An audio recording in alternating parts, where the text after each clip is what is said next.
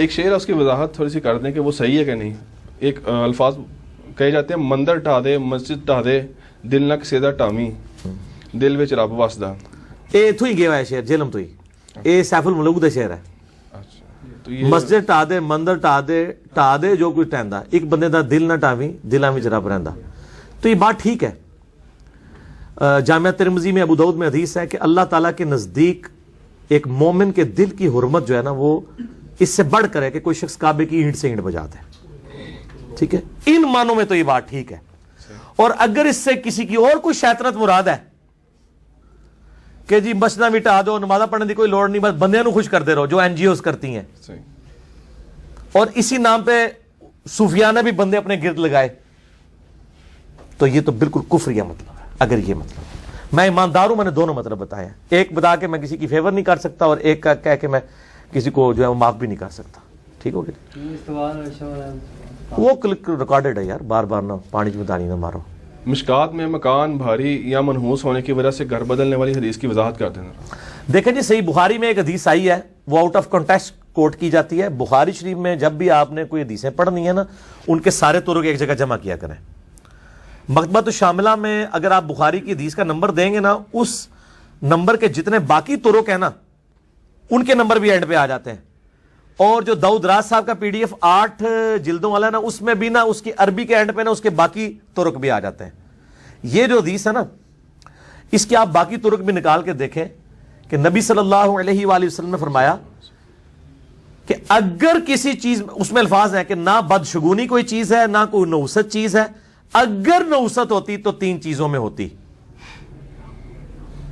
بیوی میں مکان میں اور گھوڑے میں. اگر ہوتی ان کانا وہ تو قرآن میں آیا ان کانا للرحمن ولد فانا اول العابدین. اے نبی فرما دیجئے صلی اللہ علیہ وآلہ وسلم اگر اللہ کا کوئی بیٹا ہوتا تو میں اس کی عبادت کرتا. تو اللہ کا تو بیٹا ہی کوئی نہیں ہے. یہ کہ اگر نحوست ہوتی تو ان چیزوں میں ہوتی. جن حدیثوں میں الفاظ ہے نا کہ ان 3 چیزوں میں نحوست ہے وہ راوی کے الفاظ مسنگ ہے. بعض اوقات وہ طرق یعنی مسنگ ہوتے ہیں.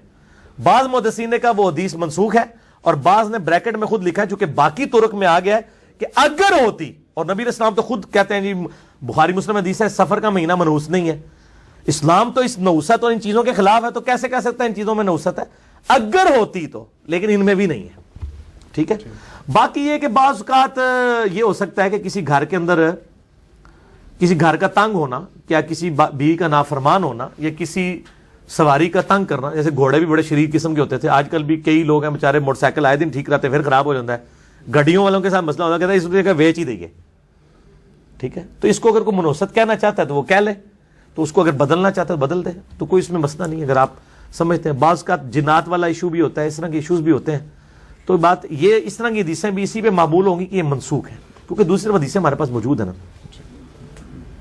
ٹھیک ہو گیا. عوام میں کچھ ایس ایم ایس گھومتے ہیں کہ اس میسج کو 10 لوگوں کو سینڈ کریں تو ایک اچھی خبر ملے گی یا مراد پوری ہوگی, جو نہیں کرے گا تو وہ نقصان. ہاں یہ جب میسج آپ کے پاس آیا جائے نا تو آپ اس کے جواب میں لکھیں کہ اللہ کی لعنت ہو ان لوگوں کے اوپر جو اللہ اور اس کے رسول کے اوپر جھوٹ بولتے ہیں, اور اینڈ پہ لکھیں آپ کو جو اچھی خبر ملنی تھی وہ یہ ہے. اس کا علاج یہ ہے. ظالم لوگ ہیں جھوٹی روایات جمع کر کے اور اس طریقے سے جی 10 سیکنڈ کے اندر اتنا کریں یہ کریں, بالکل یہ ظلم کر رہے ہیں, بالکل ظلم کر رہے ہیں. ٹھیک ہے. ڈر جائیں اللہ سے. چلیے بھائی ایک اور ہمارے یہاں وسوسہ بہت زیادہ ہے کہ کیا بلی کے رونے سے نحوست ہوتی ہے. اکثر لوگوں کا عقیدہ یہ ہے کہ جہاں بلی روتی ہے وہاں کوئی نہ کوئی فوت ہوتا ہے. اچھا تو اس تھوڑا سا عوام الناس کو ذرا اس حوالے سے. تو میرے بھائی ان کو بتائیں کہ بھی کئی ایسی جگہیں جہاں پہ بلیاں نہیں ہوتی ہیں تو وہاں بندے کیوں فوت ہو جاتے ہیں. کئی علاقے ایسے ہیں جہاں پہ بلیاں موجود نہیں ہیں یا جن کے گھروں کے اندر بلیاں موجود نہیں ہیں تو وہ کیوں مر جاتے ہیں. بالکل جھوٹا کیتا ہے. یا کوا آ جائے تو یہ ہو جاتا ہے, کالی بلی راستہ کاٹ دے تو یہ ہو جاتا ہے, نحوست ہو جاتا ہے. کوئی کچھ بھی نہیں ہوتا. اسلام میں اس کی کوئی اہمیت نہیں ہے.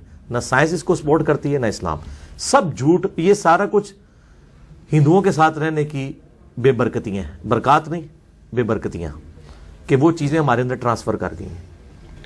مرچوں کے ذریعے نظر اتارنا یہ جو وارا جاتا ہے غلط ہے, بالکل غلط ہے. یہ تو ہندوؤں سے ٹرانسفر ہو. نظر اتارنے کا طریقہ تو بتایا گیا نا.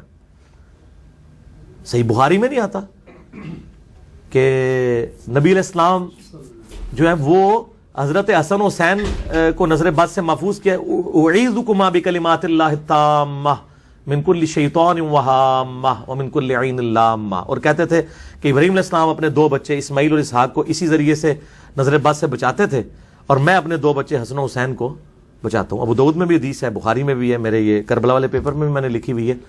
تو یہ ہے. اور آخری 3 صورتیں 3 بار پڑھ کے نظر اتارنے کے لیے اور ان چیزوں سے بچانے کے لیے بہت زبردست ہے.